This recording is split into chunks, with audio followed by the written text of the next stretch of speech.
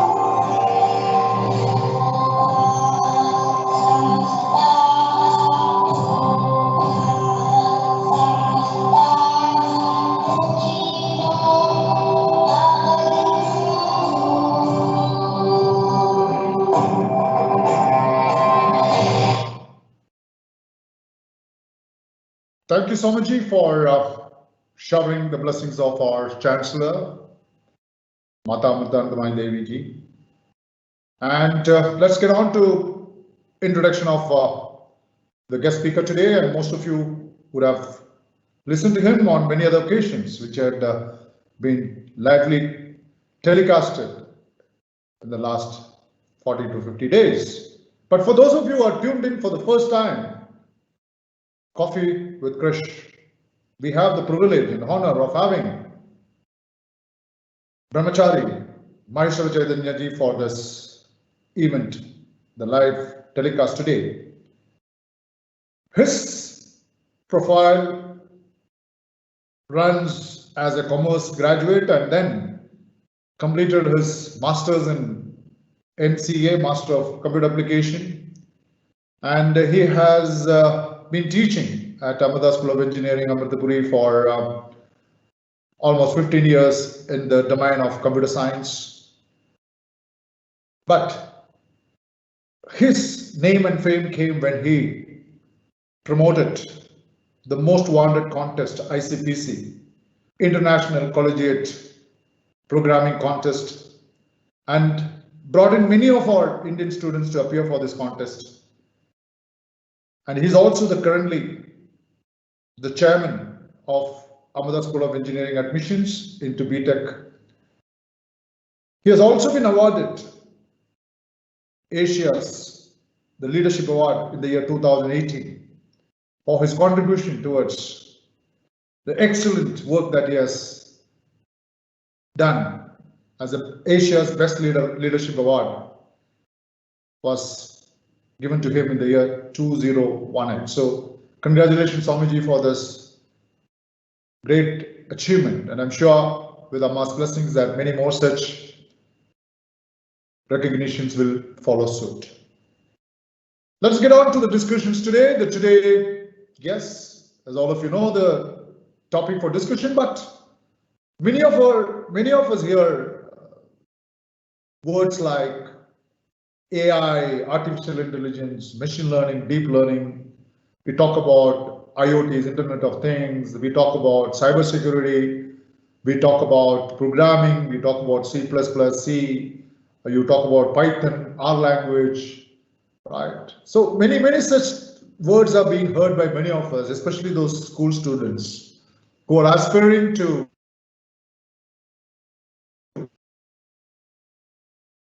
which of course is not just exclusive for computer science domain, it also will be useful for across any streams of engineering, whether it's mechanical, civil, or ECE or EEE or any stream. These words will be of great importance. So we felt initially let's give a brief on the first word, artificial intelligence, which was done maybe about 10 days back. And Swamiji was kind enough to spend his time on briefing what is AI and what is ML and DL. But today's topic, we felt that we should discuss about yet another terminology that's called the security. We all know about three types of security. What is the information technology security? We also know about cyber security. Then we have computer security. So if you look at a brief reading on information technology, the security is mainly for the digital data and the physical data. And the cyber security is a subset of information technology which deals with mainly the digital part of the security, digital data security. And the computer security is mainly on the security which takes care of through the internet processes. So this is what my layman's understanding is all about. So, but today we are going to talk exclusively not on IT security, we're going to talk exclusively on cyber security. So before we start, my question to Brahmachari Chaitanya is about, what do you mean by this? We all know security is something security. You have, I mean, it's all defending computers, defending, servers, electronic systems. You have all through this malicious attack, and we call it as we save them from those malicious attack, and we stay safe. This is what I understand as a layman. But in your understanding of cyber security, if some layman like me ask you, Swamiji, please explain to me what is this cyber security first. Over to you, Swamiji. So thank you for calling me to address the students. So I should say that basically I am a techie or tech savvy person, and cyber security is becoming something hot, especially after everybody started using the internet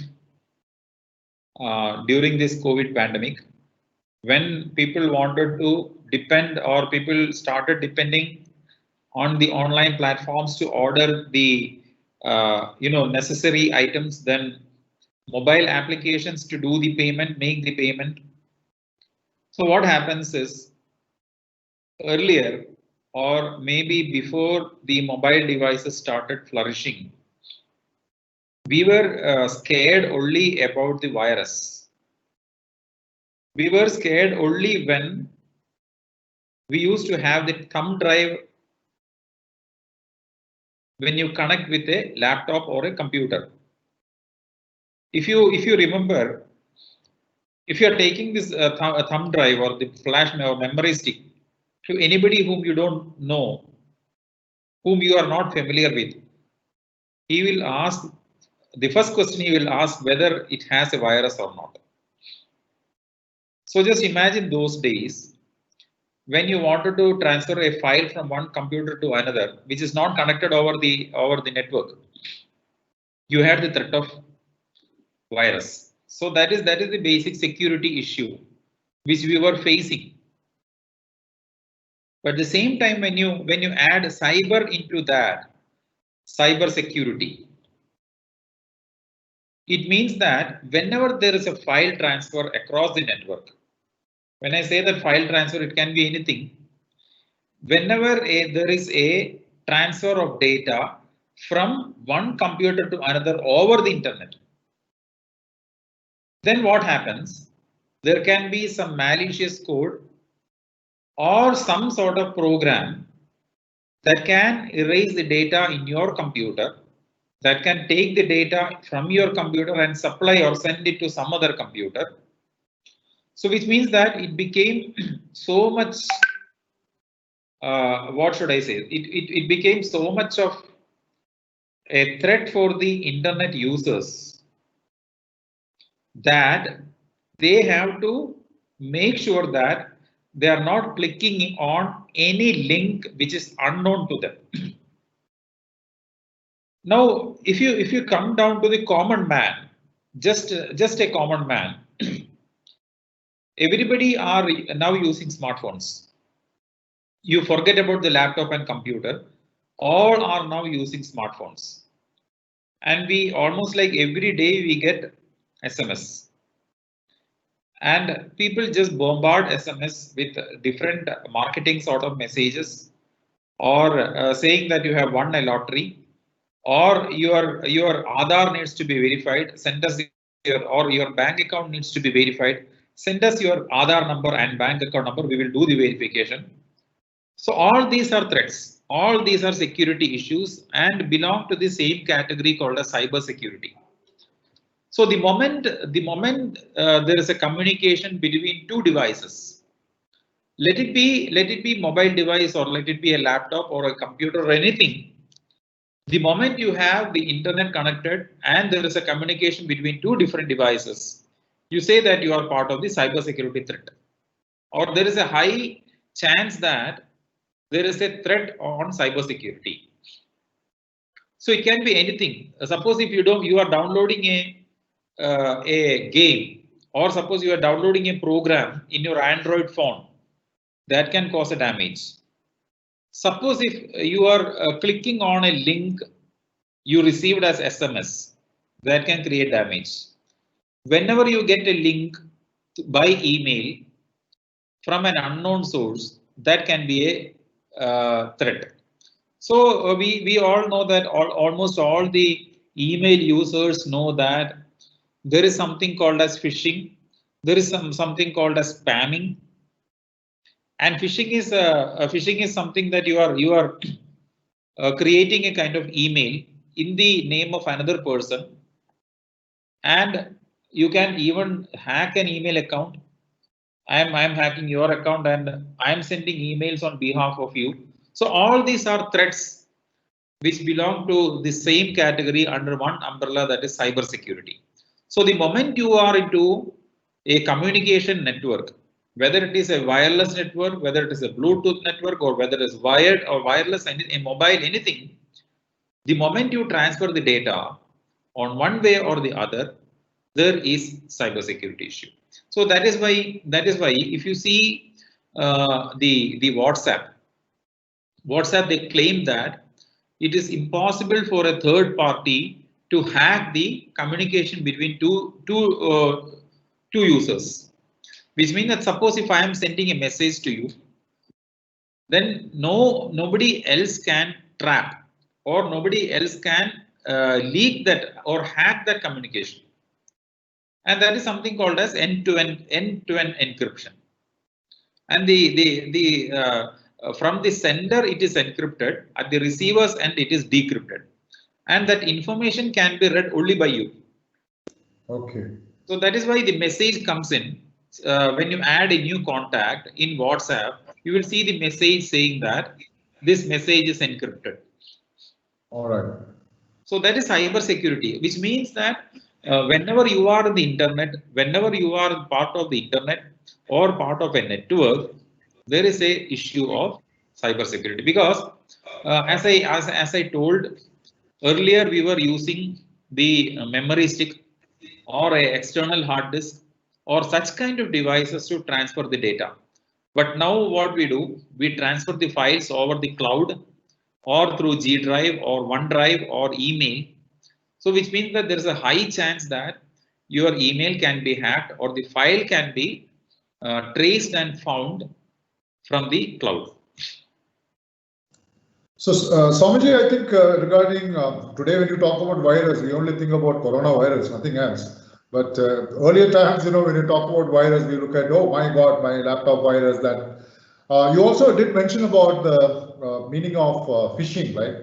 I mean, somebody else creating your email ID and trying to send it. That's wonderful. There's also something to do with something called DOS, denial of service or distributed denial of service. So these are all, plus you have something more on this password hacking, right? Password, that somebody can, take my password. Yes. Could you just give a brief on how is it all done? I mean, we all say password hacking and DDoS, DOS. Some brief on that, Swamiji. Yeah. See, suppose if you are entering the password in a window, let us take the case of Gmail. Let us take the case of Gmail itself, or any software, any online software, where you are asked to enter a password.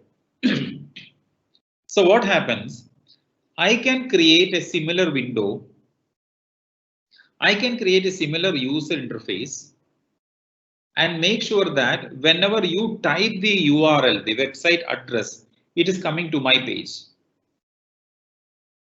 And what happens whenever you type or whatever user ID and password you type, that will be stored in my computer, or I am getting access to it.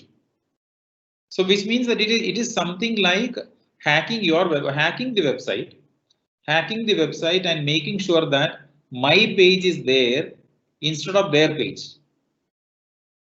So what I will do, I will put my page there. I will have you enter user ID and password. So it is a kind of false claim. So I am claiming falsely, but the user doesn't know. User feels that it is the same site which I had visited earlier, and by mistake he will enter all the details. So that will come to me. So that is possible. It is something we call as impersonification. Just like that, it happens in the web. Wonderful. Yeah. Swamiji, if you look at the purpose of cybersecurity, I understand the government of India, right? For the governments or state governments, they use the cybersecurity. The police department uses cybersecurity, and the defense, they use cybersecurity. You also find corporates, they use the cybersecurity. Yeah. Health, they use cybersecurity. But can you just throw some light onto what is the purpose and objective of the cybersecurity in all this department in a nutshell? I'm not asking you to go brief into it. Elaborate into that. Just a brief on that how it's being used by these departments like defense and health and police, corporates, because each of them have lots and lots and lots of database with them, right? So yeah. How is that being used? The purpose and the objectives of cybersecurity for these departments. Over to you, Swamiji. See, if you read through the news, recent news, you will find several articles on the cybersecurity issues faced by the companies because most of their employees are now working from home.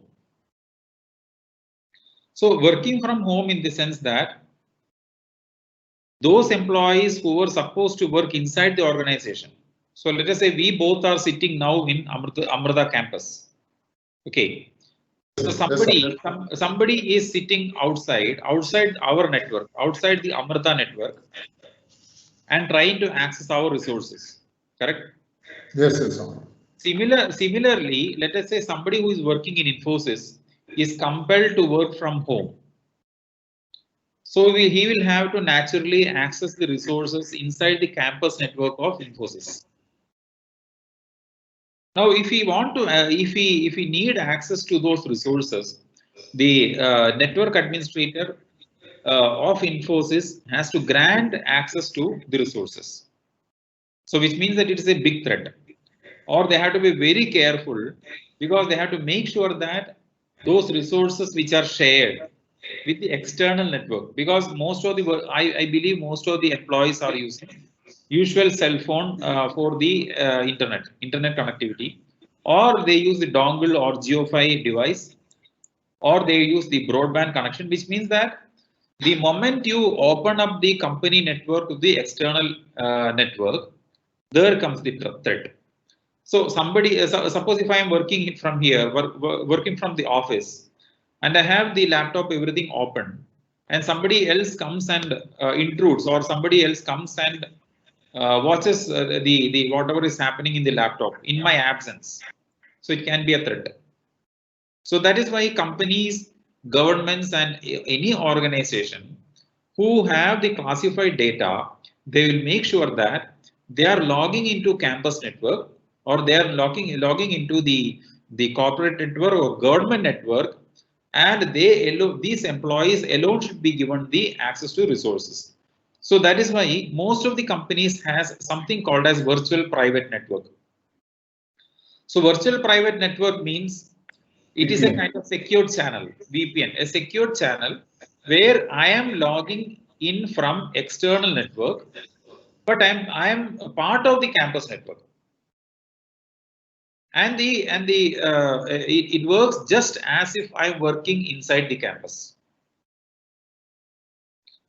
So that is the reason why most of the companies, because the moment you are opening up the resources to the external network, it is a threat for the organization. So that is why, especially during this pandemic situation, when people started working from home and they had to access the resources in the organization, naturally it is a threat. Okay. Swamiji, we have in fact gone across the country and conducted quite a few live sessions. In the sense, we have conducted a lot of classes for the students who are keen on becoming engineers. And in many such occasions where you had addressed the students, I have heard you saying that in Amrita School of Engineering, Amrita School of Engineering, the students hacked their report card and changed the marks. Yes. Is that true? Could you just elaborate on that? And you called it as some ethnic hacking or something like that. Just our students also would like to hear what is that all about. It's quite interesting for me to again listen to you. Ethical hacking. It was something called as ethical hacking. They take ethical hacking in the sense that they found out a vulnerability. It is something called as vulnerability or a loophole or a security loophole. And they found that it is possible to access the software, and it is possible to change the data stored in the database. So which means that any organization having the data which is classified has to store it securely. And that is usually done by making sure that users who are part of one specific network alone can access the data.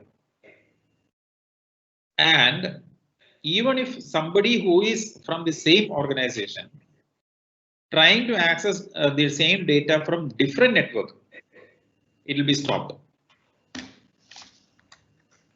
So any data stored in the server or any data stored in any computer in the network is always vulnerable as long as it is not secured. So ethical hacking is nothing but trying to steal the data from an ethical way. Stealing it's not ethical, but we call it ethical hacking. Yeah. So yeah, true. Now, see, I've heard some words called, firewall. I've heard it as something to do with spyware. I mean, these are all precautions that we could take in our system so that the data is not stolen or data is not hacked. Is that how do you prevent hacking from our systems? What do we do? Now we will find lot of applications available as part of the operating systems. If it is in the mobile, we do have a lot of security tools in Google Play Store. So spyware is something which will monitor our activities, whether it is in the computer or whether it is in the mobile or any gadget, and it can take the data from our computer or the device and send it to anybody, which means that a spyware will work just like a spy without our knowledge, accessing the data or monitoring all our activities and sending it to somebody else. Malware programs are also there that will destroy or that will create some trouble in accessing the data. And usually more than virus, these kind of softwares are more threatening to the user, because we don't know whether it is there in our mobile or not. Virus means you will come to know at some point of time. Something is given free, something is being charged. Exactly. What do you suggest, Swami, whether should we use the charged one? Whenever you try to download free applications from the Google Store, you have to make sure that it is verified. You have to make sure that it has very good reviews. See the user opinions and see what has users commented. And before downloading any APK file on in the Android system, you have to make sure that it is from a verified source or it is a trustable source. How do we find that? How do we find that, Swami, whether it's verified or trusted? Is there any methodology? It depends on from where you get it. Suppose if it is sent by your friend, it should be fine. But even then, it is ideal. It is always recommended not to install such programs. Okay, so it is advised. I mean, your suggestion would be that we need to pay for this firewall, all those precautions. Like no, they say, firewall is definitely we have to pay. Firewall is a part of the organizational network. Okay. For example, earlier I told that if I'm sitting outside the campus network, I won't be able to access the local computer. That is because of the firewall. And if I'm sitting in the campus and I want to access any website data that is banned by the government, that is blocked by the firewall. Okay. So firewall is a kind of intermediary working between the external world and your internal network. Okay. So somebody who wants to browse has to come through firewall. Swami, thank you so much. Swamiji, how do we, like, for example, if I push in a pen drive or an extra, something which I add to the system and suddenly the system gets corrupted, and then, it takes, then we'll have to give it for service. How could our students avoid such corruption of the system? Just by mistake, we insert a pen drive and suddenly we switch it on, or external disk, whatever it is. So then we switch it on, the system says corrupted and we are not able to use it. How could we avoid that, Swamiji? Is there any way of avoiding this viruses getting into a system through pen drives and external disks? You can always have virus scanners. There are lots of virus scanners available. And whenever you try to put the memory stick in the USB drive, it will automatically scan. And before accessing the data, it is always better to do a scan of the memory stick and then use it. Thank you. Swamiji, you discussed last time about artificial intelligence. You also spoke about machine learning and also went into another subset of machine learning is the deep learning. If I look at cyber security and artificial intelligence, ML and DL, are they interconnected? You mean to say that cyber security involves a lot of AI, ML, or they're all separate entity, or without each, it cannot function? Can you just throw some light on or is it directly connected or indirectly connected? Is there any connection at all between AI and cyber security? Over to you, Swamiji, to just brief us on this. Basically, let us take a simple example of finding an email which is a spam. So, spam email or phishing email as such, it is a threat for the user, and that is part of the cyber security. Let us say you are getting a lot of such emails, spam emails or phishing emails, and the mail application, for example, let us say Gmail or Outlook mail or Rediff mail. Those kind of applications will tell you that the emails coming from this specific person or this specific email ID can be a spam. So how is it able to predict? How is it able to inform the user in advance that these emails can be spam? That happens because of the machine learning. So which means that both are two different domains. Okay. On the first hand, but you can use the artificial intelligence and machine learning concepts in cyber security. So that is how it is, and it is the biggest benefit of artificial intelligence is that it can create anything artificially. So in the past, one of the previous sessions, I had explained about automatic generation of the text, automatic generation of the photographs.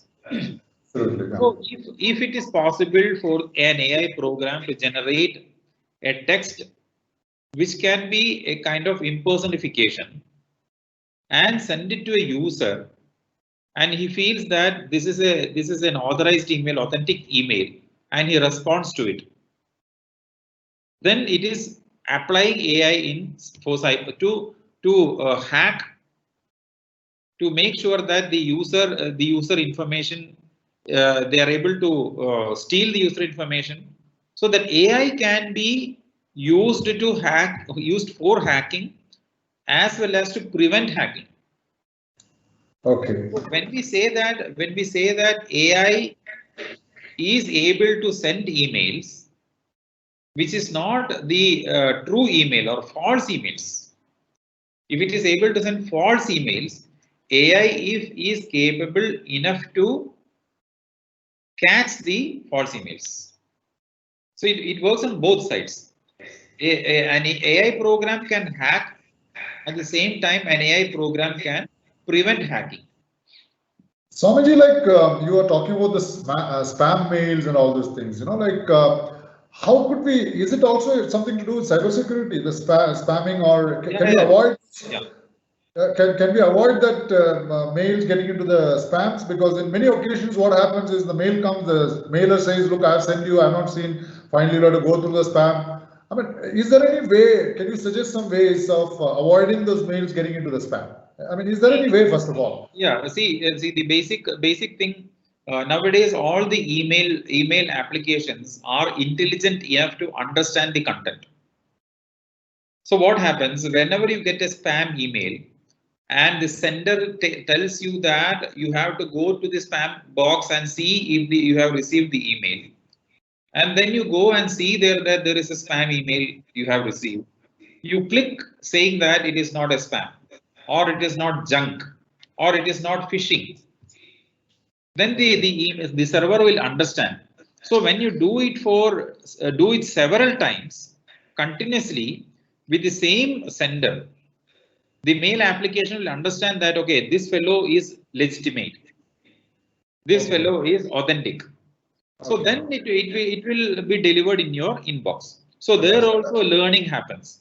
So that is where the machine learning is applied. Absolutely, yeah.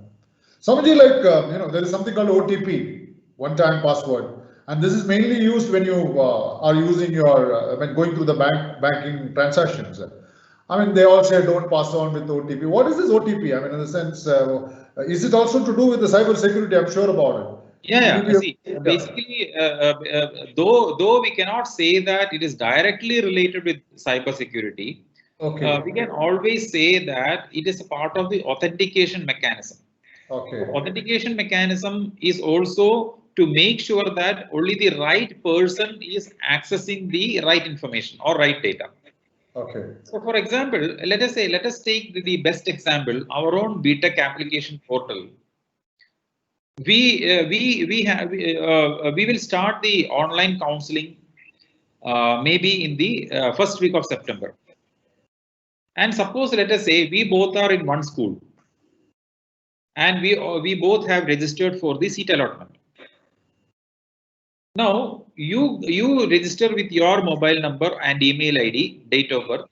I register with my email ID, mobile number and date of birth.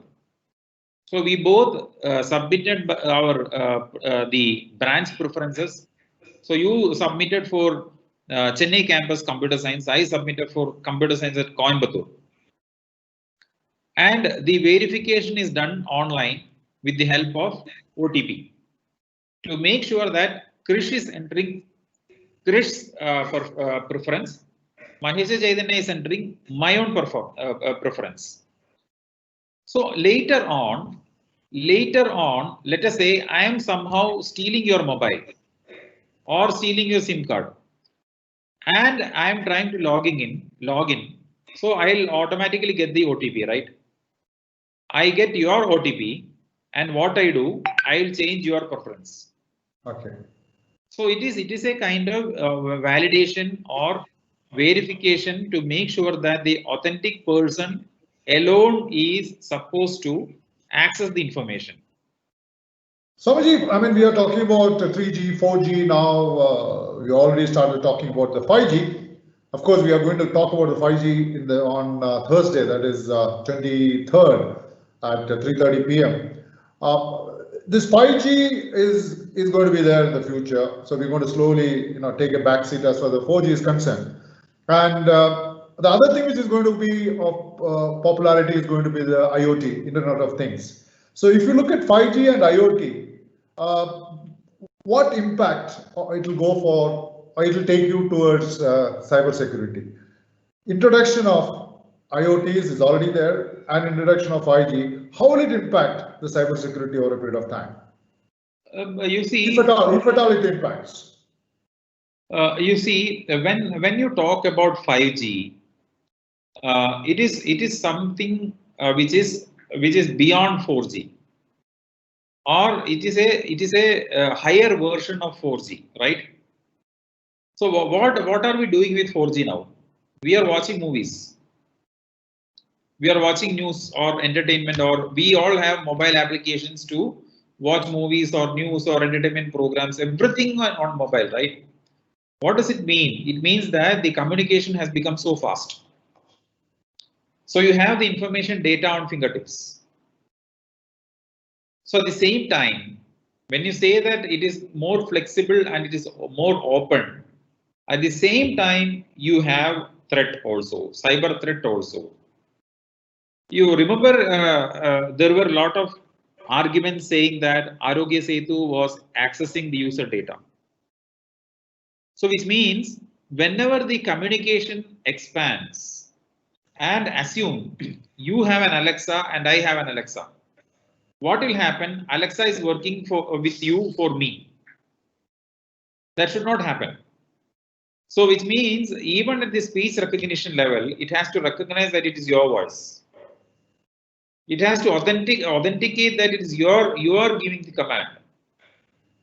So 5G is nothing but a higher version of 4G. 4G, yes. And when you talk about the Internet of Things, sensors passing the data from the device to the cloud.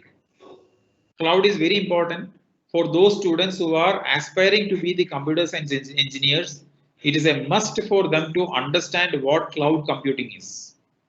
Because we all know that Google is spending so much of money in cloud computing, because they are the ones who brought in the cloud technology for the common man. So we all have the Google account in our mobile phones. and we have the G drive. We store all the data in G drive. So passing of the data from your device to cloud requires some sort of communication mechanisms. And when you transfer the data from the device to the cloud, there's a chance of hacking. Whenever you try to communicate or transfer the data from one device to another, there also there is a chance of hacking. So when the communication systems expand and it becomes more and more flexible, when it becomes more and more stronger, I would say stronger, then naturally the cyber security issues will come up, especially when we introduce the self-driving cars, and there are devices and sensors that will send the data from the device to the cloud. So if you remember the two months back, we saw a plane crash in Pakistan. So why it happened? When they checked the data of conversation, the conversational data of the pilots, they found that they were talking about something about corona. So which means that technology has developed to that extent where you are able to trace the events, trace the incidents. So all this happens because of the communication technology.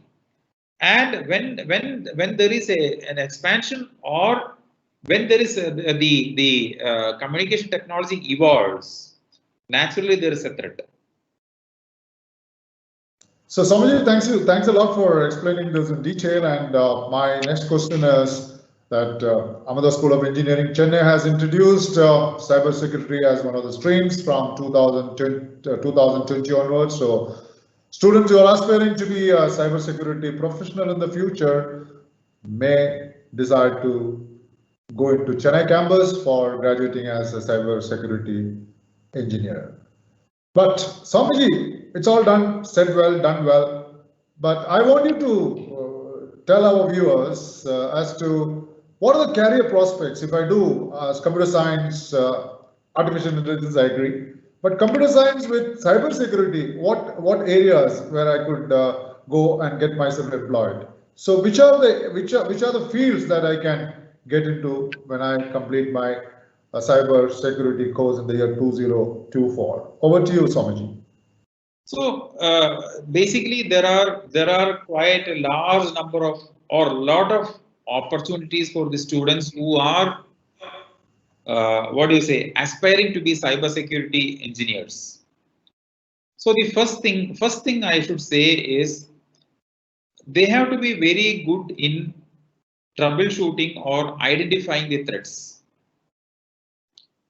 And people who want to be a part of cybersecurity, they can always or they can always work with network security as a network administrator. They can be a part of the cloud computing, because when we say that there is security measures to be taken for the internet, it is essentially the cloud computing. Swamiji, what is this cloud computing? You know, I mean, our students may not have, they would have heard about it. Can you just give a little briefing on this cloud computing? Yeah, cloud computing is nothing but storing the data in the internet. So if the listeners, those who are listening, if they can try to search for the data centers owned by Google, Amazon, and Facebook. All these people, all these companies have their own data centers. Yes. And sometimes they call it as data farm, server farm, FARM, server farm. Large number of data centers or large number of servers. Server is nothing but a computer which has got a higher efficiency of computing. And the most prominent or the important in the current industrial setup is Amazon. Okay. And we call it as Amazon Cloud.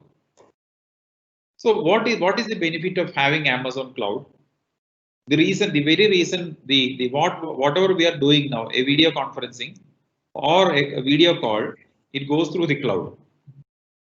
So you need a cloud, or you need a space, somewhere in a space for the application to work. So which means what happens?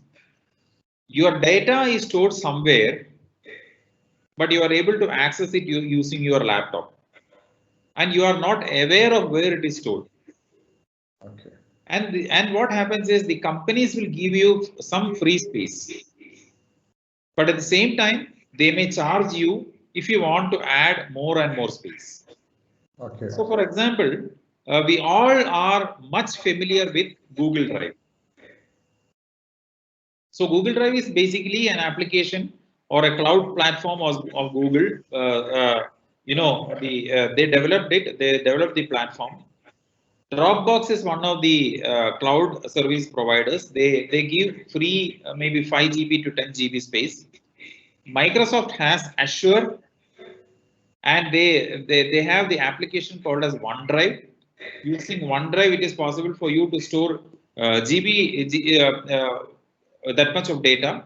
So which means cloud is nothing but you are using somebody else's server space, somebody else's hard disk space, or somebody else's space to store your data.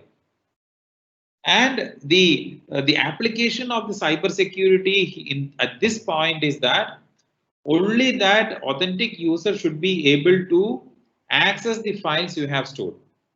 So you might have seen several news came up recently. The one of the organizations got their entire database hacked, or earlier maybe couple of years before, we saw that I had read a news saying that username and password of LinkedIn was stolen. So which means that somebody is able to access the information stored by the company. And if it is in a if it is in the cloud, which means that the security has to be very strong, so that if you have millions of users accessing the data, one user should not be able to access somebody else's data. That is very important. So that is one kind of internet security. Whatever earlier we were discussing, it is somebody a network administrator, somebody who is managing the network in a corporate world or in an institution like Amrita. He has to be aware of what all threats can come in. Suppose, let us say, if somebody wants to hack or somebody wants to create artificial load in the website, it is possible.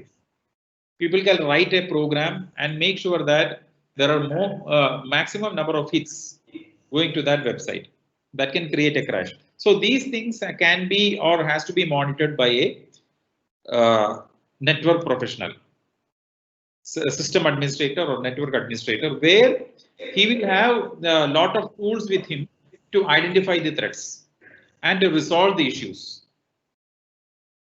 So if you are choosing cybersecurity as the career, it is possible to be expert in network administration. It can be, you can be a part of the internet security or data security. So there are a lot of careers when you open yourself to the cybersecurity world.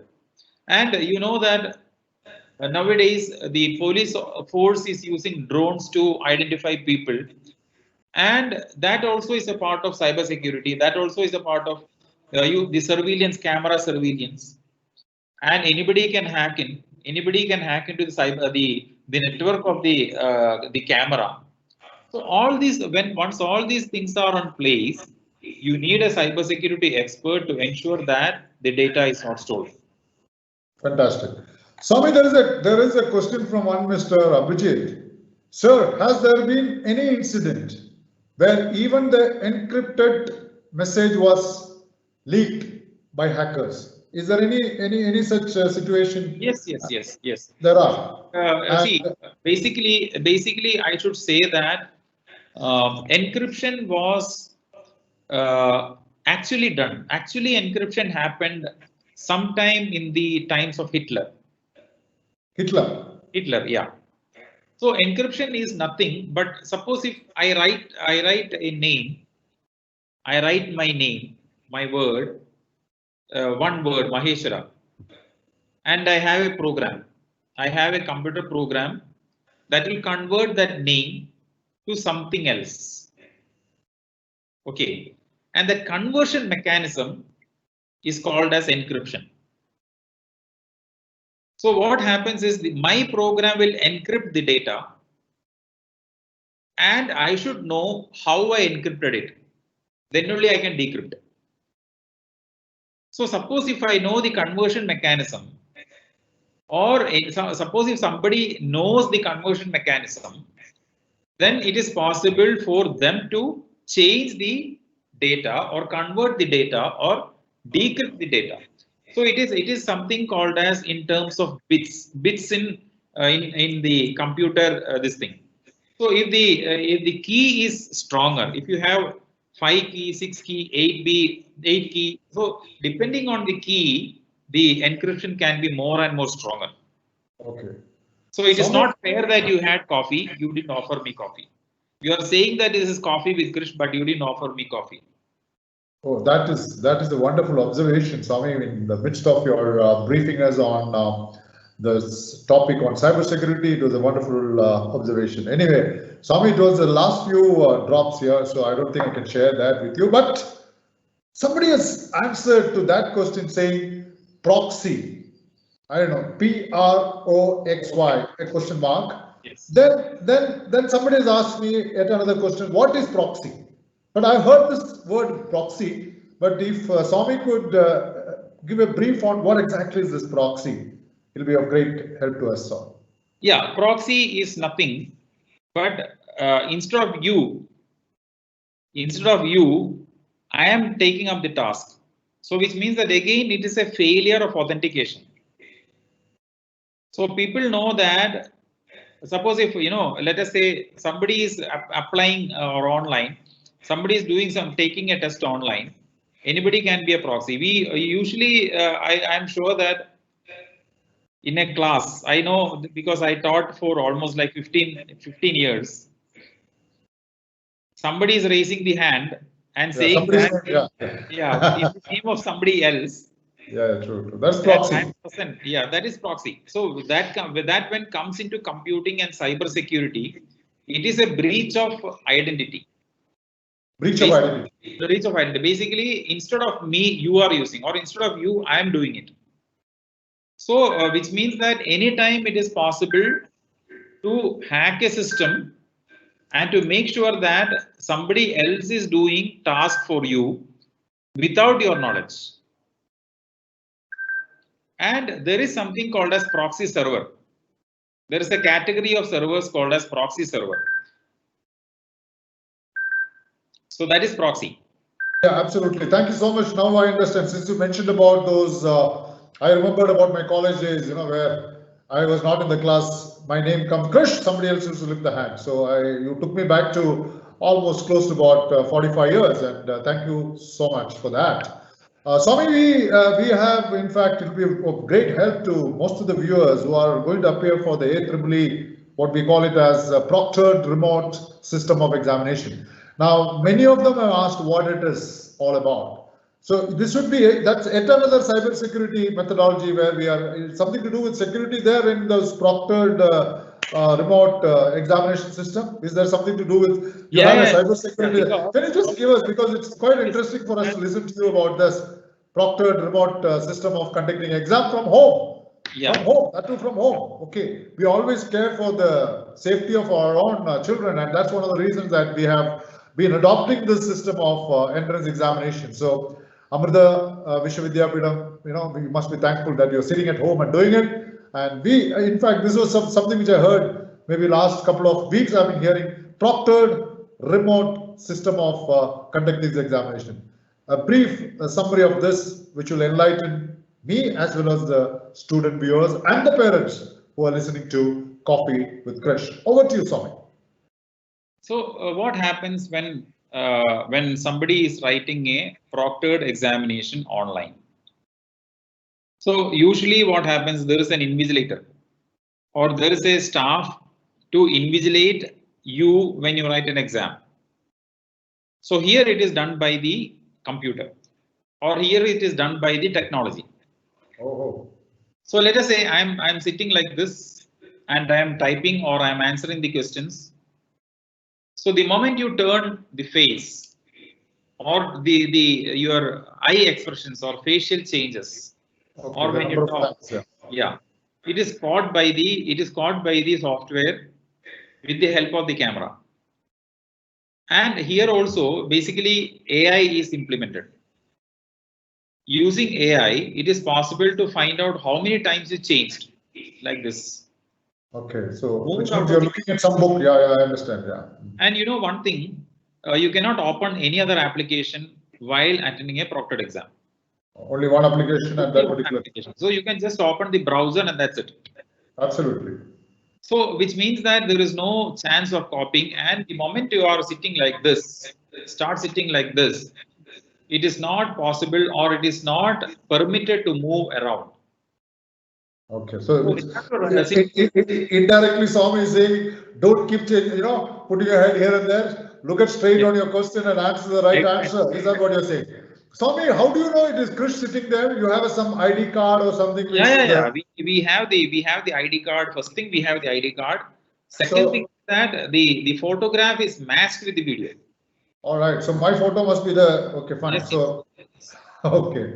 So fantastic. I think we are almost taken close to about 56 minutes of yours, Swamiji. But the good news is that we will be conducting this proctored remote examination effective from August 17th till 21st of August 2020. And I wish all my student friends who are appearing for AEEE to practice those mock tests, which keeps coming at least once or twice in a week, and familiarize with all those questions and answers, and then be ready for that particular proctored remote system of examining you. And as I mentioned earlier, this time we also will be considering your +2 marks for the ranking system. So I wish you again all the very best, and welcome all those successful students to Ahmedabad School of Engineering, Ahmedabad Vishwavidyapeetham. The second good news is the future communication is going to be on 5G, right?